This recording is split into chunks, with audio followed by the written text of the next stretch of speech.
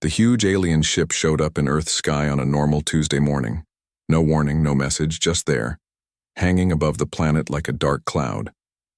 The ship was massive, bigger than anything humans had ever built, stretching nearly 3 miles from end to end. People around the world saw it and panicked. Some ran to stores to buy food and water. Others called loved ones. Many just stood outside looking up with fear in their eyes. Admiral Frank Mitchell was eating breakfast when his phone rang. As head of the United Earth Defense Force, he knew a call this early meant trouble. "Sir, you need to get to headquarters now," said the voice on the other end. "We have a situation." Mitchell's coffee sat forgotten on the table as he rushed to his car. By the time he reached the underground command center, every screen showed the same thing, the alien ship. "What do we know?" Mitchell asked as he walked. And General Lisa Patterson shook her head. "Not much. It showed up 30 minutes ago. No movement since then. We've tried sending signals, but no response." As if hearing them, one of the screens blinked to life. Strange symbols flashed across it before changing to English text. "Greetings, primitive species. We are representatives of the Zalarian Galactic Empire. Your planet has been selected for integration into our collective. Prepare your leaders for our arrival." The room fell silent. Mitchell read the message 3 times before speaking. "Get the president," he said quietly. President Olivia Reeves had been in office for just 6 months. Her election had been close, and many still questioned if she was strong enough to lead. Now, sitting at the head of an emergency meeting with the leaders from every major nation, she faced a test no one could have prepared for. "The alien ship has maintained its position," Admiral Mitchell explained to the gathered faces on the video wall. "No aggressive moves so far." "What exactly does integration mean?" asked the British Prime Minister. "Unknown," replied Mitchell. "But calling us primitive isn't a good start." Dr. Kate Williams stood up next. Short and with messy brown hair, she didn't look like someone who might save the world. But as head of xenobiology at the Global Science Institute, she was now one of the most important people on Earth. "We've analyzed what we can," she said, pulling up images of the ship. "The materials aren't like anything we've seen before. The energy readings suggest technology far beyond ours, maybe centuries ahead." She paused, pushing her glasses up her nose. "But there's something else. The way they contacted us, the language they used. They see us as lesser beings. Like we're animals they've decided to adopt." The room grew tense. President Reeves tapped her fingers on the table, thinking. "We need more information before we decide how to respond," she finally said. "Let's open communication, but stay alert." For 12 long hours, scientists worked to understand the alien ship, while military forces around the world went on high alert. Fighter jets flew patrol patterns. Missile systems were made ready. Submarines moved into strategic positions. Then the aliens sent a second message. This time, it wasn't just text. A face appeared on screens worldwide. The being had blue skin that seemed to shine in the light. Its head was hairless with a high forehead. Instead of 5 fingers, it had 6 on each hand. But despite looking alien, its expression seemed strangely human. "I am High Commander Zexel of the Zalarian Empire," it said, its mouth moving in sync with the English words. "Our empire spans 3 galaxies and includes over 300 worlds." People in bars, homes, and public squares watched in silence as the alien continued. "Your species has potential," Zexel said with what looked like a smile. "We offer you protection and advancement in exchange for loyalty and resources. Integration is mandatory. Resistance would be unfortunate." The alien paused, letting the words sink in. "We will arrive at your United Nations building in 3 Earth days to begin the formal process." The message ended, leaving billions of people wondering what would happen next. In a secure room deep beneath Washington, D.C., Lieutenant Samantha Clark studied the message with her team of analysts. Clark had joined military intelligence after college and quickly moved up the ranks thanks to her ability to see patterns others missed. "Play it again," she said, watching the alien's every move. "Now slow down the part where he mentions resources." After hours of analysis, Clark noticed something no one else had: hidden signals embedded in the transmission. Using specialized Equipment? She isolated these signals and tracked where they went. Sir, she said when she finally reached Admiral Mitchell by secure line, the aliens aren't just talking to us. While sending their message, they were scanning our planet. They're mapping our military bases, our cities, our power plants, everything. Mitchell frowned. Are you certain? Yes, sir. And there's more. The scan patterns match what we've theorized would happen before an invasion. These aren't peaceful visitors, they're assessing us as a target. Clark heard Mitchell take a deep breath. Keep this quiet for now, he said. I need to speak with the president, but start working on countermeasures. If they're scanning us, we might be able to feed them false information. Clark finished his thought. Exactly. And Lieutenant? Yes, sir? Good work. We may not have much time, but thanks to you, we at least know what we're dealing with. As Mitchell ended the call, he looked out his office window at the night sky. Somewhere up there, the aliens were watching, planning, thinking humans would be easy to control. They were about to learn how wrong they were. The day the aliens were supposed to land, New York City was quiet. Usually, busy streets had few cars. Most people stayed home, watching on their screens. Those who did come out stood behind barriers, necks craned upward. At exactly noon, a smaller ship broke away from the big one in orbit. It glided down through the clouds, making less noise than a passenger plane. The ship was smooth and oval-shaped, with no visible windows or doors. It hovered over the United Nations Plaza before settling. Gently on the ground for 5 minutes, nothing happened. Then a door appeared in the side of the ship, sliding open without a sound. A ramp extended to the ground.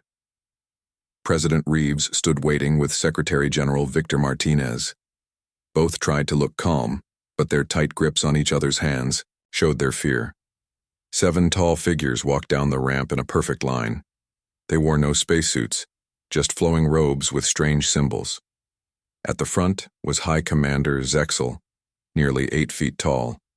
Up close, his blue skin seemed to shift colors in the sunlight like oil on water. My God, whispered Martinez, they're really aliens. Cameras from every news network zoomed in as President Reeves stepped forward. She was 5'4", barely reaching Zexel's chest. Welcome to Earth, she said in a clear voice. We look forward to learning about your people and discussing potential cooperation. A small device on Zexel's chest lit up, translating her words. When he replied, the same device converted his strange sounds to English. Cooperation is a term that implies equality, Zexel said, looking down at the humans. Our relationship will be more hierarchical, but beneficial, I assure you. The meeting moved inside the UN building. World leaders sat on one side of a large table, the 7 aliens on the other. As talks began, it quickly became clear that the Zellarians weren't interested in Earth's culture, art, or ideas. They wanted to know about resources. Your planet has abundant water, said Zexel, and many minerals we find useful.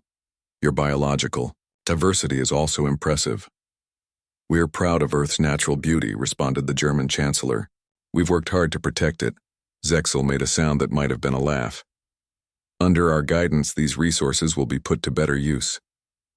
By the end of the first day, many leaders felt uneasy. The Zellarians hadn't mentioned friendship or cultural exchange. They talked about Earth like it was a farm they were buying. That night, in a secure room under the UN building, President Reeves met with her advisors. They don't see us as equals, she said. They see us as a resource. Admiral Mitchell nodded. From what they've said, integration means we provide them with materials and workers. We become part of their supply chain, not their community. Can we say no? Asked Martinez. No one had an answer. The second day of talks included scientific discussions. Dr. Kate Williams joined as an advisor, sitting quietly and taking notes while Zellarian scientists showed examples of their technology, medical devices that could cure cancer, engines that could reach other solar systems, weapons that could destroy mountains. During a break, Williams pulled Admiral Mitchell aside. Something's not right, she whispered. Look at these devices, the designs don't match, the materials are different. The interfaces work in completely different ways. Mitchell frowned. What are you saying? I'm saying they didn't invent all this. Williams explained. It's like they've taken technology from many different sources and just put their name on it. Some of it they don't even seem to fully understand. When I asked how their faster-than-light engine works, they gave vague answers. Mitchell considered this. So they're not as advanced as they want us to think? Oh, they're advanced, Williams said. But maybe not as much as they claim, and maybe not in the ways that matter most.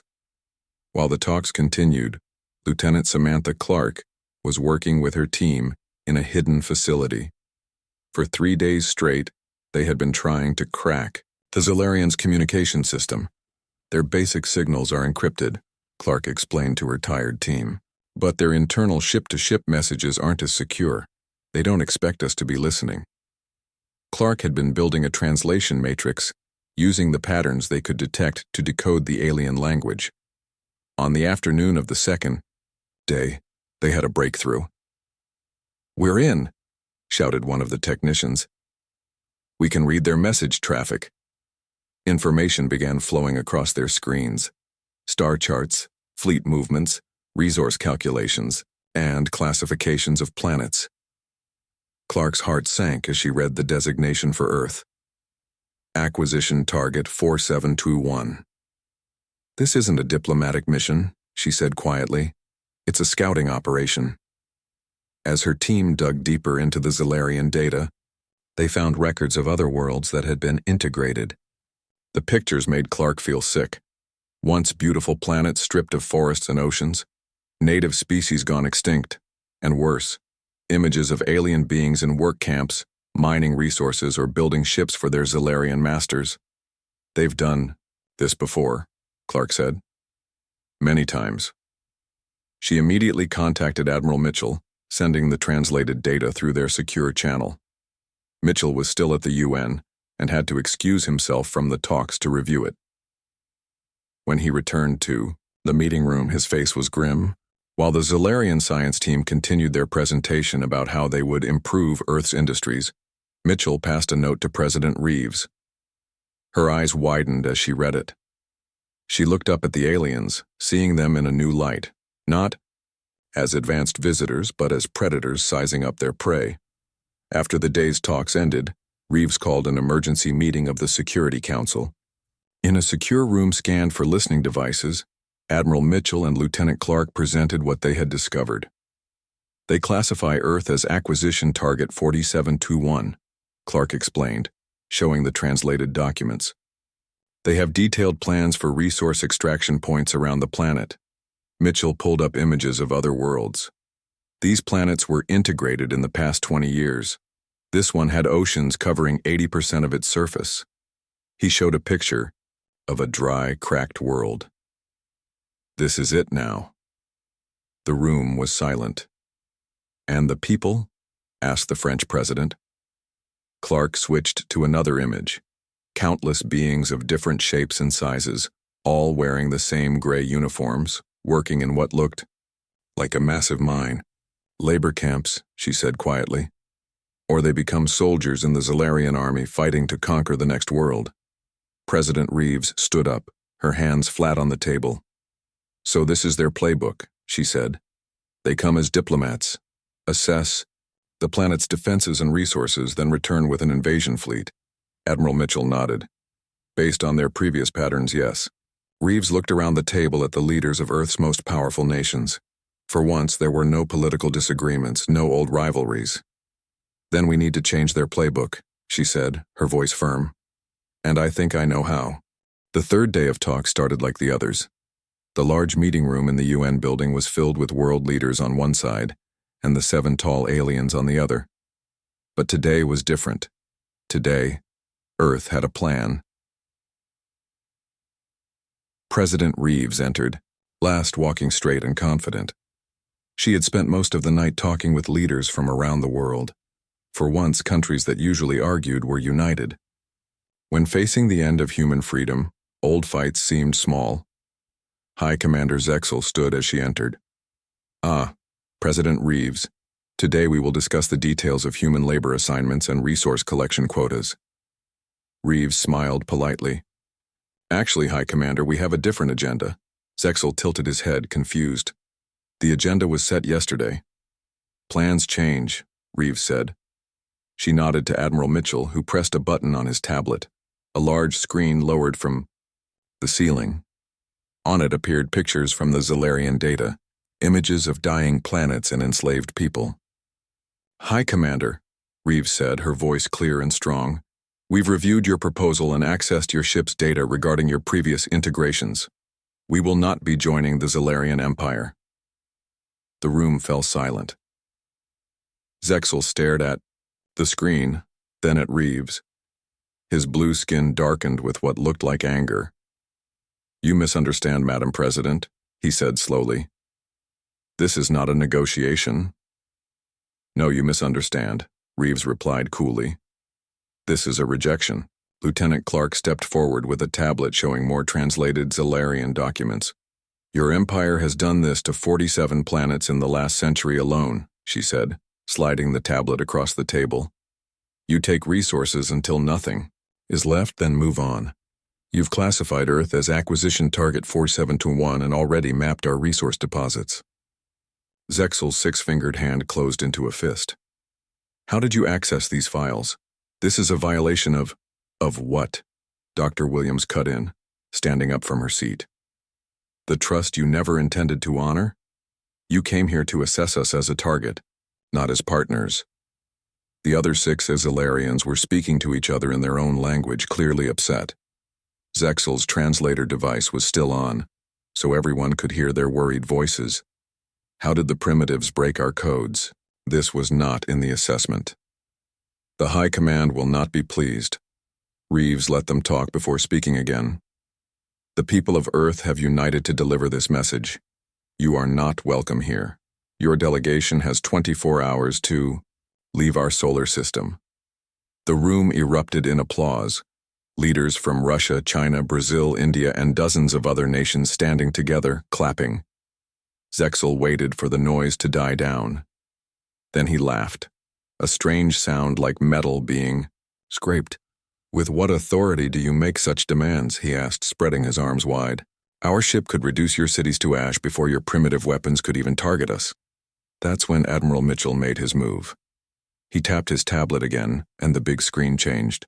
Now it showed Earth surrounded by a network of satellites and space platforms, a defense system that had never been seen in public before. "Operation Shield," Mitchell said, standing tall next to the screen. "For 10 years, nations around the world have secretly worked together to build this defense network. We designed it based on theories of what alien technology might be like." He zoomed in on one of the platforms. "These are energy weapons based on principles our scientists have been developing for decades. They're not as advanced as yours, but they're more than capable of targeting your ship." Zexel's confidence seemed to waver. "Impossible. Your species has barely achieved space travel." "While you were scanning us," Mitchell explained, pointing to more images on the screen, "we were analyzing you. Your ship uses a quantum singularity drive. We can detect its radiation pattern. Your shields work on changing frequencies we've now matched our weapons to, and we've found 17 weak points in your ship's design." Zexel's blue skin paled to a lighter shade. "You could not possibly know these things." Dr. Williams stepped forward. "We may not have your level of technology in every area, but we're very good at studying and learning. Unlike your empire, which takes technologies without understanding them, we master the science behind what we build. More importantly," added Lieutenant Clark, "we've sent all this information to every military and science center on Earth. Even if you destroyed this building and everyone in it, the knowledge would still exist." Zexel's expression changed from shock to anger. "This defiance will not stand. The Empire will return with a fleet that will make your resistance useless." "Then we'll be ready," President Reeves replied. She walked closer to the Zalarian, looking up at his tall form without fear. "And until then, we're setting up a no-go zone reaching 5 light-years from our solar system. Any Zalarian ship entering this area will be considered an attack and dealt with accordingly." Zexel's laugh was hollow this time. "You cannot possibly defend such a large area of space." Admiral Mitchell smiled for the first time in days. "We've already started. He pressed another button on his tablet, and the screen showed something new, a fleet of Earth ships leaving orbit. They weren't as large or sleek as the Zalarian vessels, but there were dozens of them, heading out in different directions. "What are those?" asked one of the Zalarians. "Defense platforms," Mitchell explained. "Self-replicating. They use materials from asteroids to build more of themselves. In a month, we'll have hundreds. In a year, thousands, spread throughout our claimed territory. Each one carries the same weapons now aimed at your mothership." This was partly a bluff.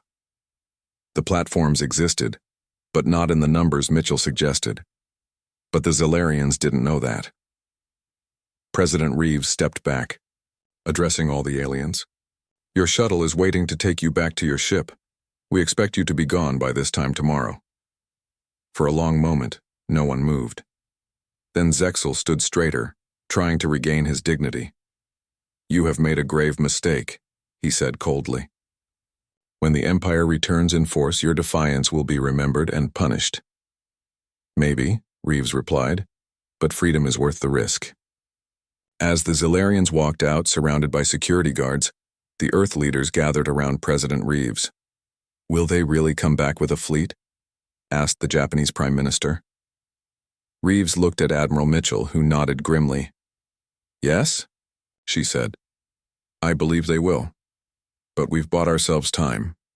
Time to prepare." "How long?" asked the South African president. "Based on their communication records," Lieutenant Clark answered. "Their nearest major fleet is 3 years away, at their fastest travel speed." "Then we have 3 years," Reeves said, her voice firm. 3 years to build our defenses, advance our technology, and find others who might stand with us. She looked around at the faces of Earth's leaders, faces showing both fear and determination. Xiao. "Zalarians thought they found an easy target," she continued. "Instead, they woke a sleeping giant. Now we need to make sure we're ready when they return." As the leaders began discussing plans, Dr. Williams pulled Admiral Mitchell aside.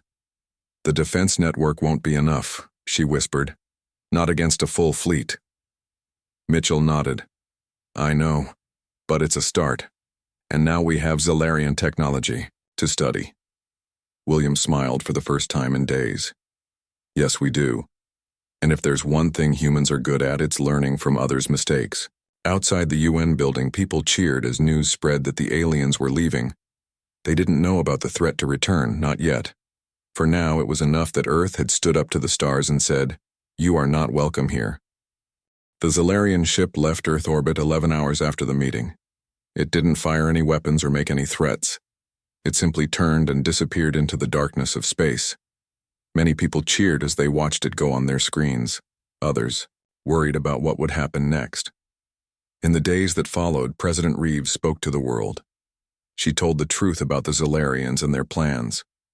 She explained the 3-year timeline before they might return with a larger force.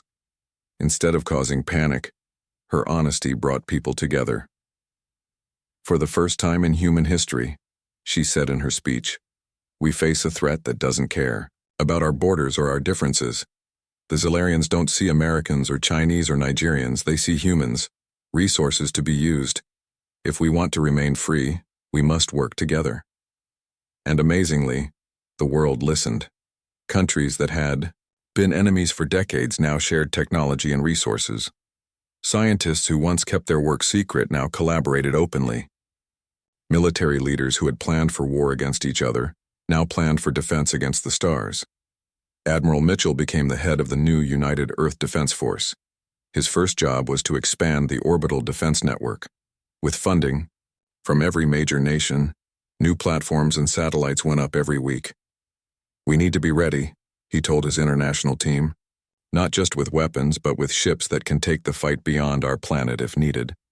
Dr. Kate Williams led a new science division focused on studying the Zalarian technology. During their short visit, the aliens had left behind several small devices, translator units, data pads, and even a broken communicator. These became the most studied objects on Earth. "They're like puzzle pieces," Williams explained to her team of scientists from 20 different countries. "Each one tells us something about how their technology works, and remember, they stole most of it from other civilizations, which means there are more people out there who aren't part of the Empire. 6 months after first contact, something amazing happened in a research facility under the Nevada desert. A team led by Dr. Williams activated the first human-built, faster-than-light engine. It was small, just big enough to power a probe the size of a car, but it worked. President Reeves came to see it tested. She watched as the small probe disappeared in a flash of blue light, reappearing 10 seconds later 2 million miles away. "How soon until we can build a larger version?" she asked. Williams looked tired, but happy. "With current resources? 6 months for a ship large enough to carry people." Reeves nodded.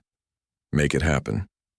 True to Williams's word, exactly 6 months later, the first human FTL ship was ready. They called it the UES Defiance. It wasn't as large or powerful as the Solarian ships, but it could travel between stars. Its captain was Alan Carter, a former Navy pilot who had trained for this mission for nearly a year. "Your orders are simple," President Reeves told Carter at the ship's launch ceremony. "Find allies. There must be other worlds that have fought against the Zolarian Empire. We need to learn from them, and let them know they're not alone." The Defiance left Earth orbit on a clear morning. Millions watched as it accelerated away, then vanished in a flash of light. For 2 months there was no word. Some feared the worst. Then, on a quiet Sunday, the ship returned. Captain Carter's report changed everything. The Defiance had visited 7 star systems. In each one, they found civilizations that had dealt with the Zolarians.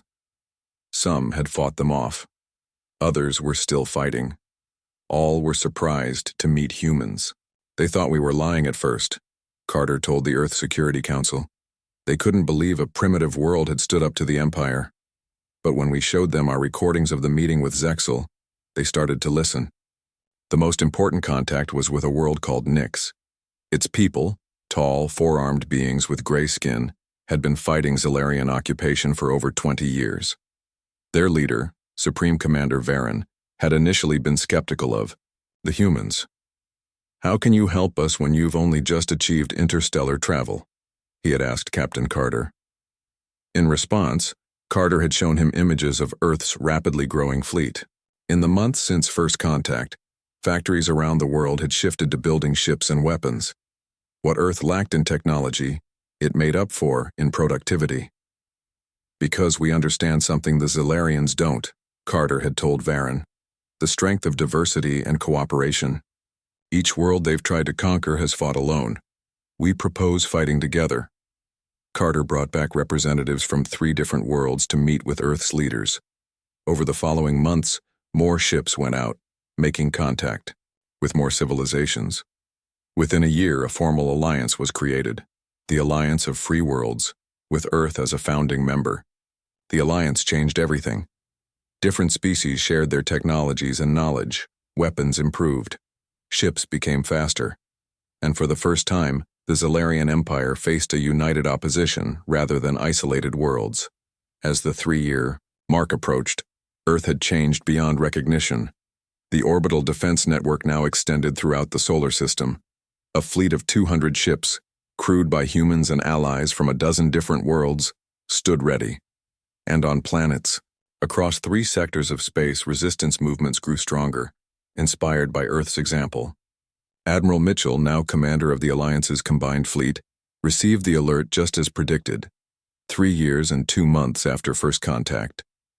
Zolarian ships, more than 50 of them, had entered the edge of Earth's claimed territory. From the bridge of his flagship, Mitchell opened a channel to the Zolarian fleet commander. "Attention Zolarian vessels. You are entering restricted space. You are not welcome here."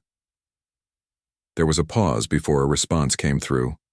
A Zolarian, voice filled with the same arrogance they had heard from Zexal years earlier. "Your resistance is meaningless. The Empire has conquered thousands of worlds more advanced than yours." Mitchell allowed himself a small smile. "Perhaps," he replied, "but you've never faced thousands of worlds standing together." At his signal, ships began appearing around the Zolarian fleet, Vessels of every shape and size from a dozen different civilizations, all united against the Empire. They were ships from Nyx, their gray hulls covered in battle scars. Smaller, faster vessels from the crystal worlds of the Ares system. And in the center, Earth's fleet, not as advanced but twice as numerous as expected. The Zalarian commanders. Voice lost some of its confidence. What is this? This is the Alliance of Free Worlds, Mitchell replied. You have a choice. Retreat beyond our borders and respect the freedom of all worlds in this alliance, or face the consequences of your aggression. For long minutes there was silence. Then, without another word, the Zalarian ships turned and began moving away. For the first time in its 5,000-year history, the Zalarian Empire retreated without firing a shot. In the years that followed, more worlds joined the Alliance. Some broke free from Zalarian control with Alliance help. Others, hearing of Earth's defiance, rose up on their own. The Empire, once thought unstoppable, began to shrink as world after world declared independence. 5 years after first contact, President Reeves stood in the expanded United Nations building, now called the Alliance Hall. Before her were representatives from 50 different worlds, beings of all shapes, sizes, and colors, united by one thing, the desire for freedom. 5 years ago, we were alone in the universe, she said. When faced with being slaves, we chose to be free. When threatened, we chose to stand tall. The message we sent was clear. Earth will not bow to tyrants, and neither should any world that values freedom. Today, that message has become the foundation of the largest alliance in known space. Together, we are dismantling an empire built on fear. Together, we are building something better, a community where our differences make us stronger. The Zalarians came to Earth expecting us to kneel. Instead, they awakened something they never expected. The human spirit, now joined with every free world in our alliance. That spirit will continue to echo across the stars with a simple message. Tyrants are not welcome here. The room erupted, in sounds of approval, human voices mixed with the clicks, whistles, and rumbles of a dozen alien species. And at the center of it all was Earth, once dismissed as primitive, now known throughout the galaxy as the world that dared to say no.